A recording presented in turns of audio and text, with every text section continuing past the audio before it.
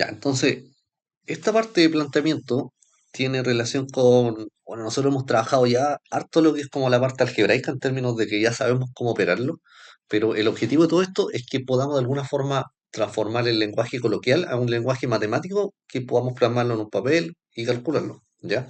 Entonces la parte de planteamiento nos prepara un poco para eso, para tratar de interpretar algún enunciado y transformarlo en algún tipo de expresión o ecuación que podamos resolver, ¿ya? Entiendo.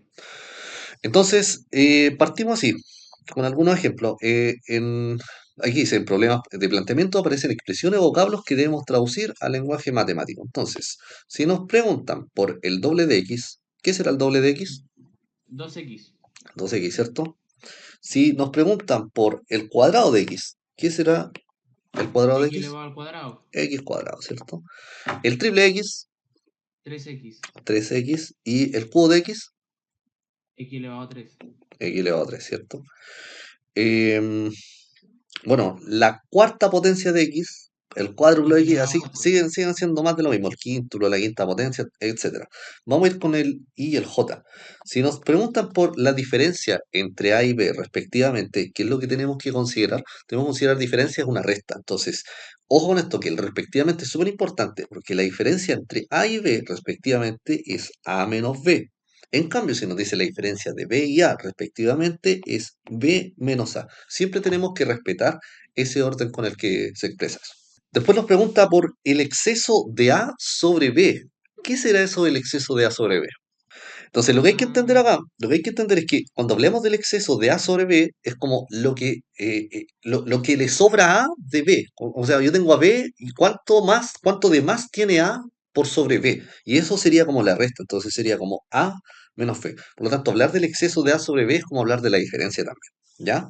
Ahora, si hablamos de la semisuma de A y B, la semisuma es simplemente sumar los dos términos, que sería el A más B, pero a este resultado hay que dividirlo en dos. Eso siempre es como la semisuma.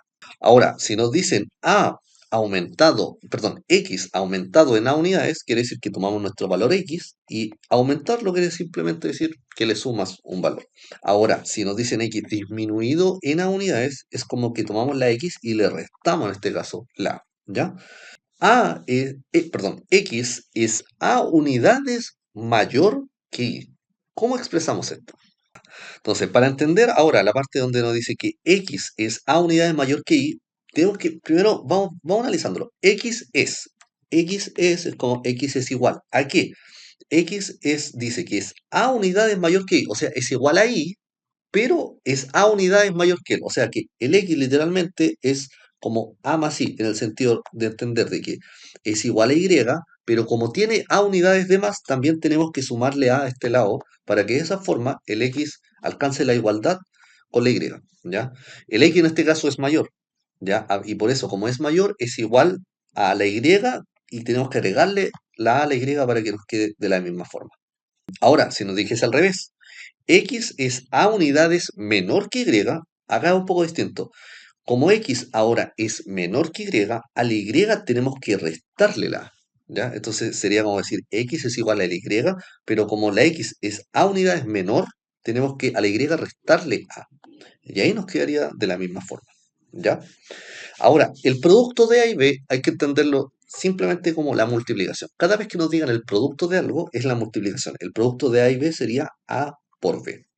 Ahora, si te dicen X veces A, ¿qué quiere decir? También es similar a hablar del producto. X veces A es lo mismo que digamos X por A.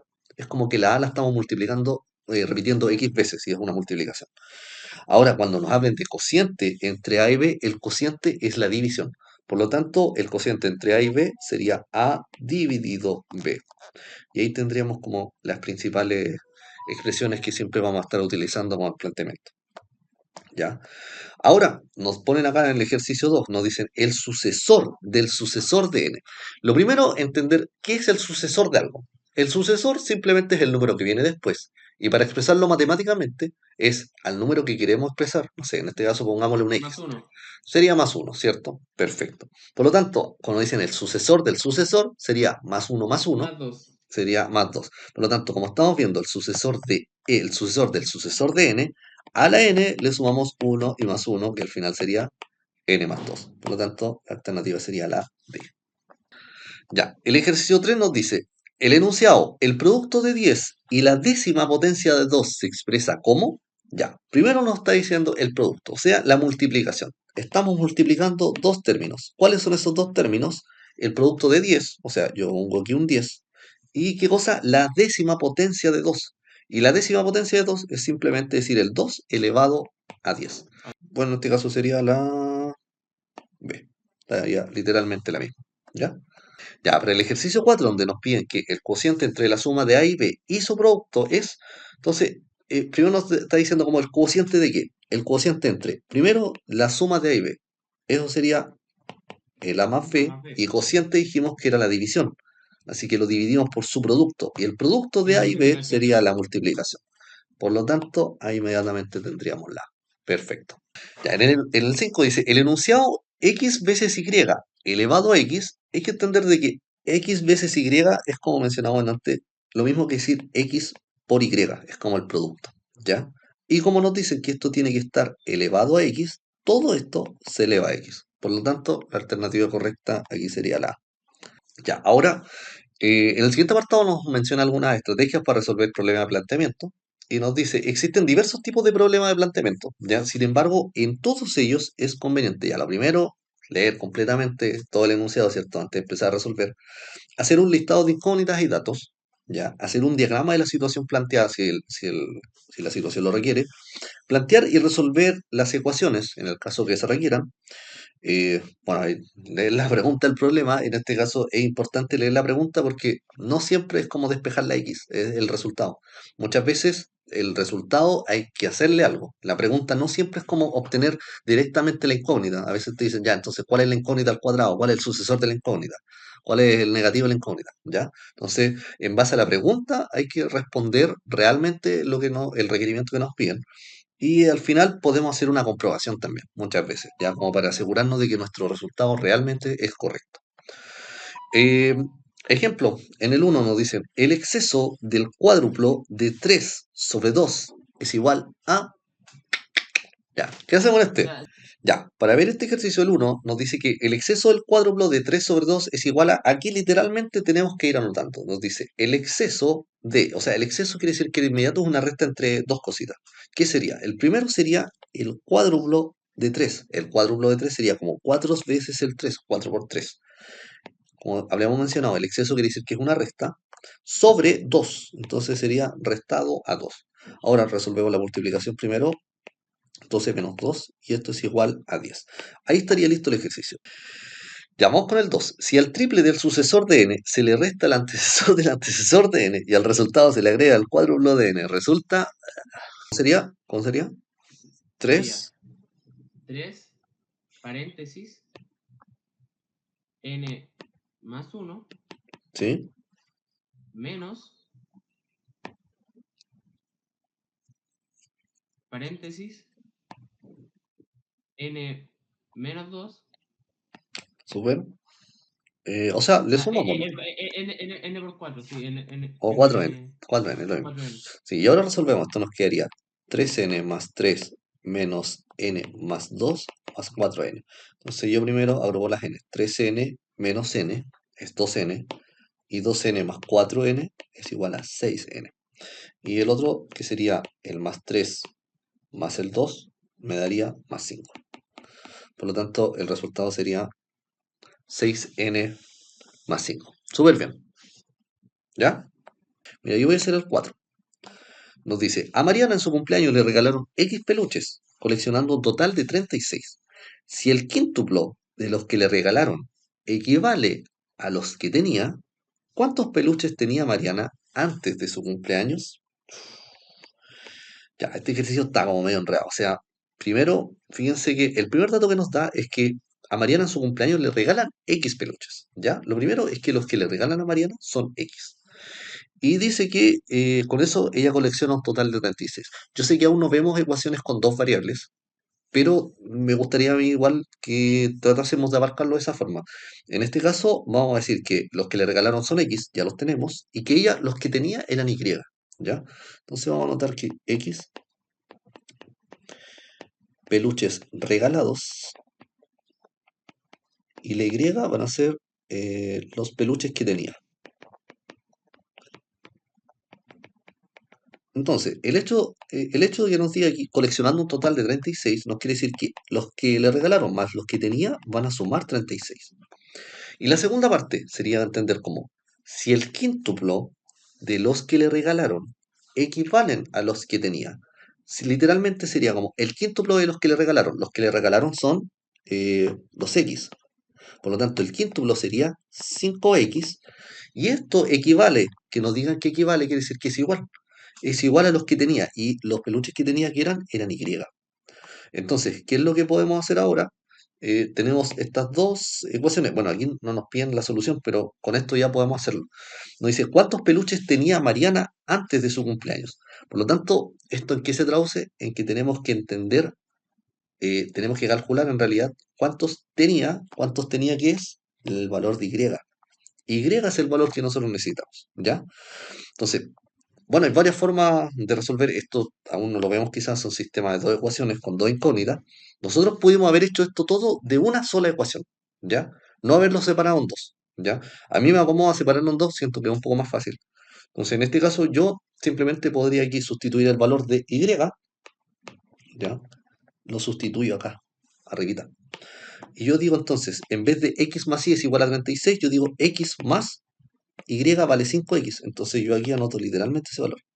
5X. Y esto es igual a 36. Entonces ahora X más 5X es igual a 6X. Divido todo por 6. Entonces se simplifica aquí el 6 con el 6. Me queda que X es igual a 36 partido 6, que es igual a 6. Ahora, ¿X qué es? Eran los peluches regalados. Eso no es lo que me piden. Me piden cuántos peluches tenía antes de su cumpleaños. Y aquí es importante entender que si yo quiero el valor de Y, era lo que yo tenía antes. Y vale 5X. Entonces, Y sería, en vez de 5X, sería 5 por 6, dado que el valor de X es 6. 5 por 6 me da 30.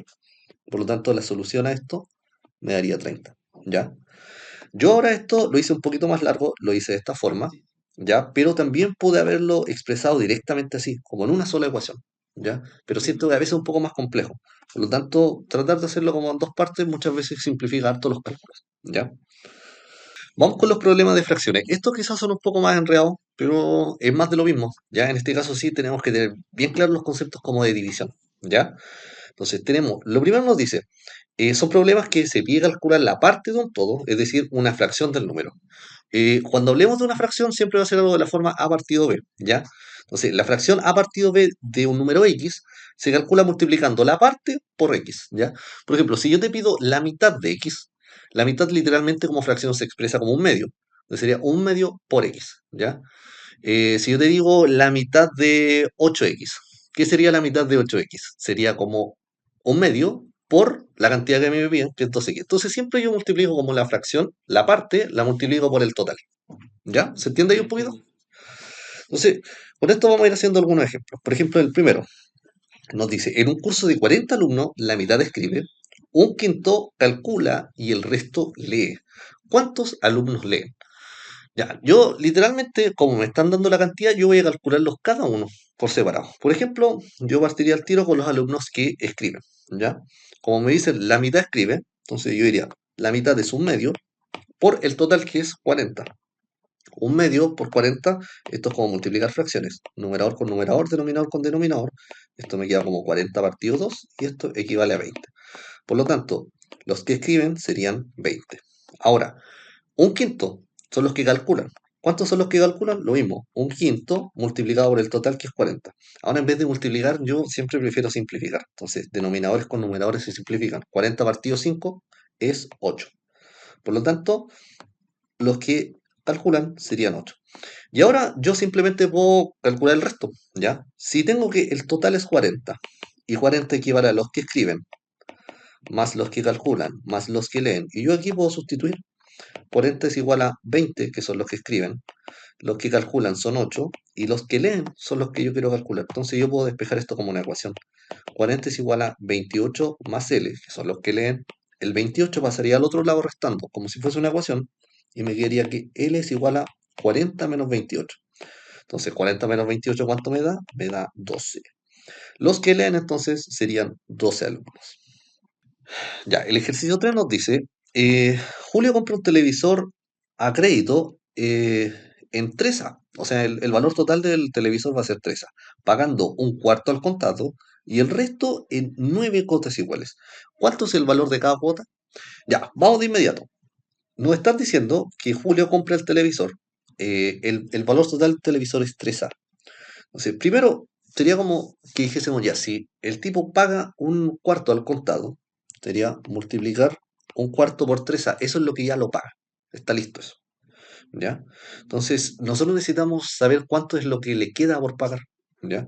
Entonces, sería como a nuestro original le restamos el 3A, perdón, el original es 3A. ¿Ya? 3A le restamos un cuarto. Entonces, bueno, podemos desarrollar esta expresión, que sería un poco enredada quizá, pero más fácil es como entender de que en definitiva, si yo tengo una cantidad 3A, yo lo que estoy haciendo es a mi total le estoy restando un cuarto. Entonces yo desarrollo esta expresión por separado. Y uno, un entero, menos un cuarto, ¿cuánto me da? Me daría 3 cuartos. Si yo a un total 4 de 4 le resto un cuarto, me quedan 3 cuartos. Por lo tanto, 3 cuartos se debería multiplicar por el total y esto es la deuda, digámoslo así, lo que yo aún necesito pagar.